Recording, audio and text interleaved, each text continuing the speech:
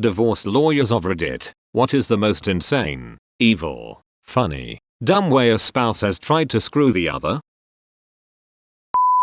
Not my case. But during my first year of law school, lawyers from different practices came to give us a peek behind the curtain of different areas. The divorce lawyer told the story of rather well-to-do couple that spend months and months, and many tens of thousands of dollars fighting over absolutely everything, all the way down to a single ceramic ashtray. He couldn't remember the significance, but somehow it had come through the husband's family. Even after everything else had been decided, they spent many more months and nearly $100,000 fighting over just this ashtray. Then, after a court hearing, the wife finally won the ashtray. She promptly strode out to the white courthouse steps and smashed the ceramic ashtray, left the pieces all over for the husband to see on his way out. Decided that day I would not be a divorce lawyer. TLDR, spent $100K to win an ashtray only to smash it in spite. I think you made a good decision after reading all these answers. Once had a boss who had to leave his house for 6 hours while his ex-wife grabbed all the belongings she was legally entitled to. When he returned home, every knob and handle was gone.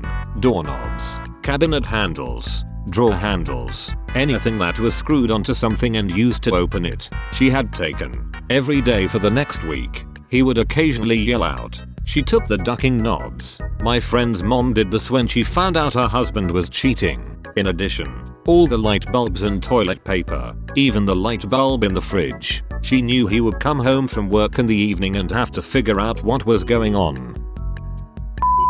A soon-to-be ex-husband left his wife's prized koi to die on the doorstep of their house. Apparently the value of these fish, 6 in total, was over $100,000. She was, according to her lawyer, so distraught that she couldn't be in court, only in LA.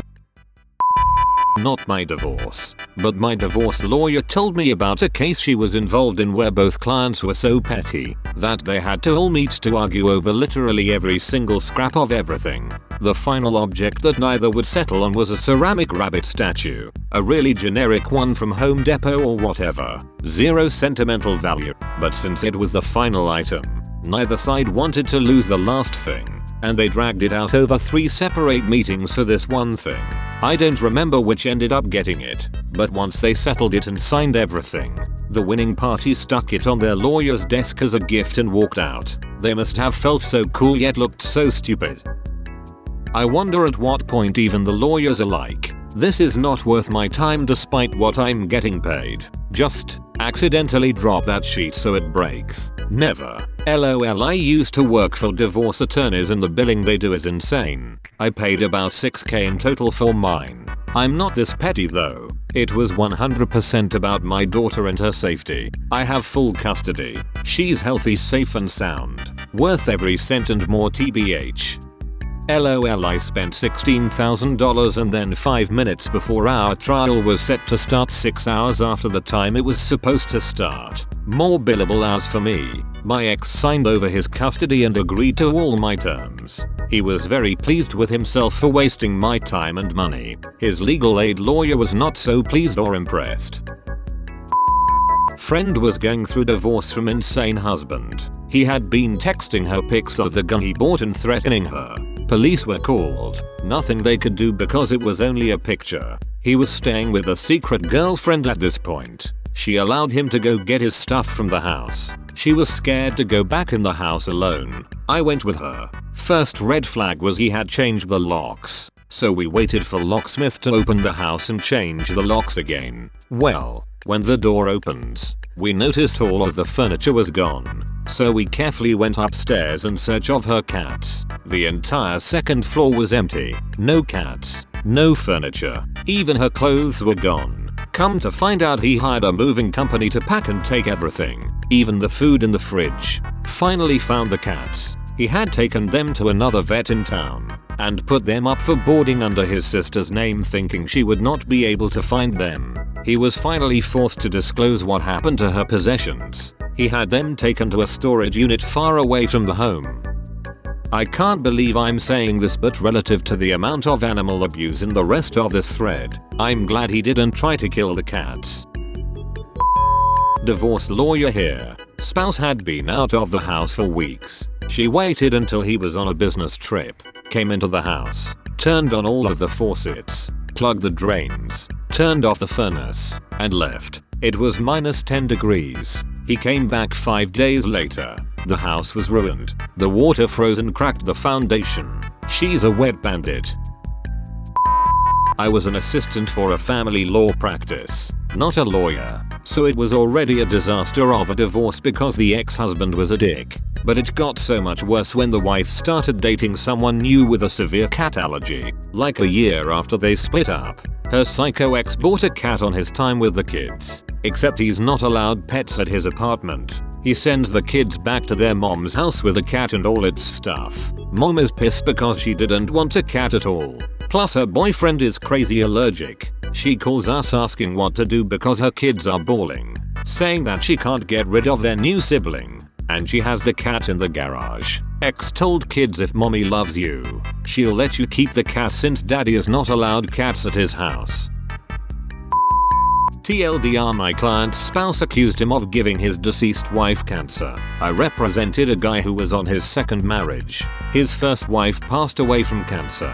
He and his kids were obviously devastated. My client was a pretty sensitive guy with a big heart. His second wife could be very charming, which was why he fell for her, but it was all a facade. Anyway, to make a long story about a lengthy divorce short, my client met a very kind and affectionate woman during his case. They really hit it off and were basically engaged. Even though his divorce was far from over, the fiancé started having health problems and was diagnosed with a form of terminal cancer.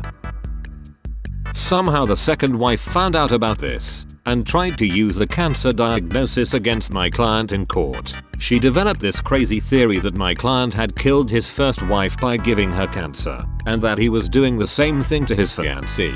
The second wife's attorney, who was quite good, refused to be a party to it. The attorney never addressed the argument in court, and didn't even ask the second wife any questions about it during testimony. Rather, the attorney informed the judge that the second wife wished to address the court directly about an issue. The judge allowed her to do so. In a highly irregular move, the second wife told her crazy conspiracy theory to the judge, adding that she was certain my client had tried to give her cancer at some point as well.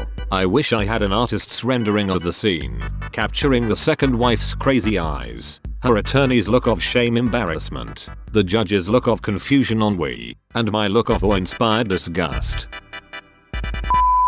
Had a client whose wife wanted him out of the house. I told him not to leave, just move to a different bedroom for the time being because once he was out the chances of him ever getting back in was slim. He texted his wife and told her he was staying in the house. She called back and left a VM that she wanted him out and if he wasn't out soon, she would start taking out her unhappiness on the children, and would remind the children that mommy was being mean to them because daddy wouldn't leave. 101 on how to lose custody.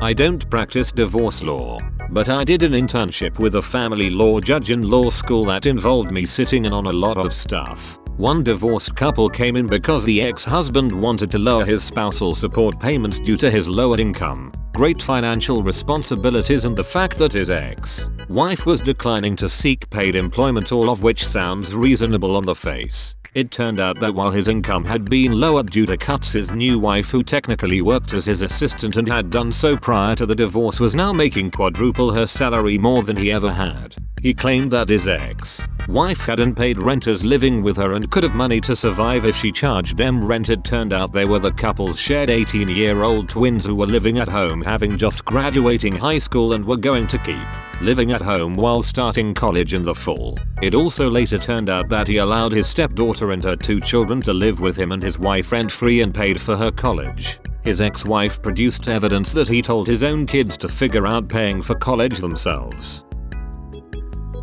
He claimed that his ex-wife worked as a nanny for free by choice and should be getting paid for work elsewhere. The kids she watched for free were their 3 joint grandchildren from their eldest child, 2 of which were severely disabled. He claimed that when he married his new wife he gained over 15 new dependents, which was technically true, but those dependents were all in Mexico and included his new wife's grown siblings and their families, none of whom he had ever met. This dude was shocked when spousal support wasn't decreased. I read one where in the settlement there was shared custody of a parrot. Neither were allowed to teach the parrot to swear at the other one. I hope the parrot is going through some counseling.